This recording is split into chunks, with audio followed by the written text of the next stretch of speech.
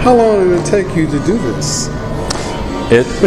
We installed this, well actually Judy Tyrus was the co-curator who did all the research in New York, gathered up all the photographs that are represented in the exhibit, and we worked on designing this exhibit for about 2 months prior to the arrival here, and we had a terrific time with it.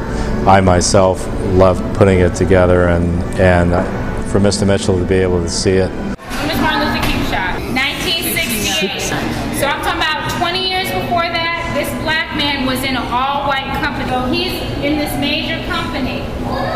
He's their premier dancer. He is breaking a major barrier. He even said, don't even announce it to the press that I'm going to be part of this company. Let them find out when they come see the show. So when he came on stage and the hecklers started yelling and saying, you know, that's an end and all that, there were other people saying, give him a chance. And by the end of that first night, he had a standing ovation. And he broke that barrier. To start with, the exhibit, I'm Woody Schofield, by the way. I'm the Deputy Director of Operations and Special Programs here at the California African American Museum. And to start with, as far as the Theatre of Harlem 40 Years of First exhibit, it was presented at the Library for the Performing Arts, New York Public Library for the Performing Arts in Lincoln Center back in the spring of '09, and it wasn't made to tour. So what we did, we invested some money and helped create the exhibit to bring it to the West Coast so we could premiere it here at CAAM.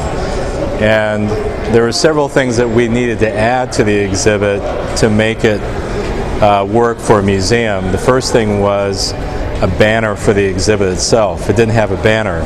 So we came up with this as the banner for the exhibit. We wanted a dance image out here too, so we scanned some of my tour posters, because I used to work with Dance Theatre of Harlem for about a 10-year period. I was director of touring. And we took several of my tour posters and took images off those posters. The image here is from the ballet called Dowena, choreographed by Royston Muldoon. And that was in repertory for many years with Dance Theatre of Harlem. And it fit perfectly, this image with the dancers fit perfectly on our marquee. What letter do you see? You see V. V is for victory. He was always instilling greatness in his students. This is Karel Shook, who co-founded the Dance Theatre of Harlem with him.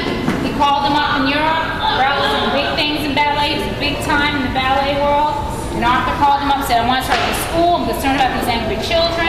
Karel got on the first plane, and he helped him start the dance school. Artistic director of the Dance Theatre of Harlem. She came and visited us in May. You know, Mr. Mitchell, which is a distinction between Alvin Ailey, that a lot of people know, and Dance Theatre of Harlem. Dance Theatre of Harlem's women danced on point. They're a ballet company. They're not a modern company. So that is what distinguished them from many of the other companies. Now, they did dance different forms of dance. And for instance, this work by Jeffrey Holder, Douglas, was set on the company in 1974, premiered in '75, and it was based on his background. Jeffrey grew up in Trinidad. Douglas, the term Douglas refers to people who are first generation Indo-Hindu and African descent. So that's where the name Douglas came from. So Jeffrey reenacted a marriage between Douglas people, and these costumes are from that work. And this is the bride and the groom in the center.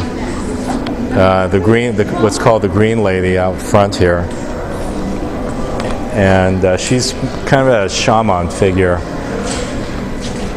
And one of the core girls is next, and then we call them the black girls in the back. were sort of mystical. The way that the costumes, the way they moved in the costumes, they sort of floated across the stage. But this work, choreographed by Jeffrey Holder, was never went out of repertory. It was the longest running ballet in Dance Theatre of Harlem's history. It was, like I said, it was staged in '74, continued for the next 30 years with the company. They performed it every year. So Dance Theatre of Harlem, they're a ballet-based company, but they did perform other disciplines of dance.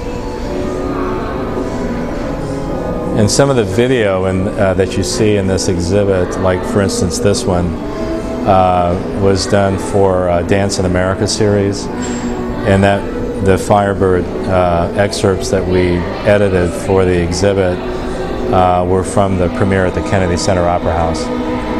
And it was the making of Firebird. That was what it was made for. You know, Creole Giselle. This is another example of Arthur Mitchell taking a work that's set in Europe and then placing it in Louisiana, and they renamed it Creole Giselle.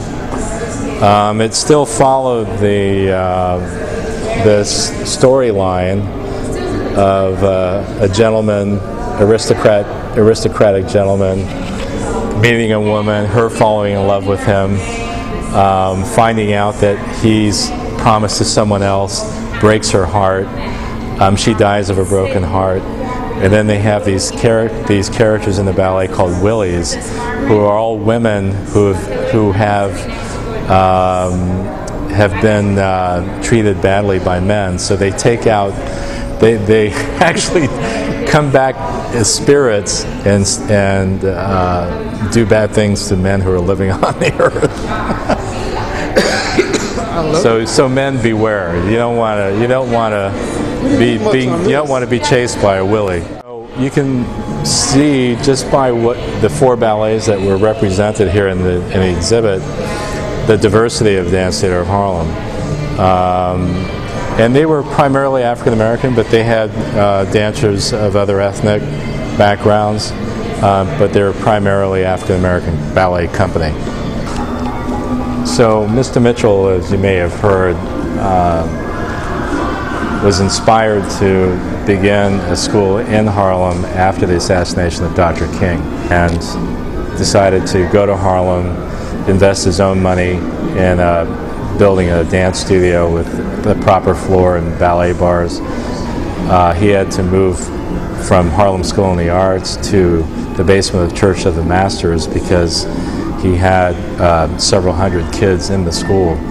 And he taught there until he was able to acquire his building that where the company's home has been since the 70s.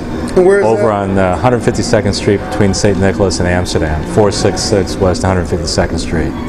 The one thing that we did want was to, when people go around and see everything, to end with an image of Mr. Mitchell and the kids, because it's all about young people and inspiring young people. So that's why we took this photograph from the exhibit, scanned it, blew it up, and then placed it here. And above that is the professional company from the 2001 season. And couple of the people that are in the school photograph are in that company photograph above it. This is a picture of him from 1995. I saw him last week. He does not look much different than this. This man does not age.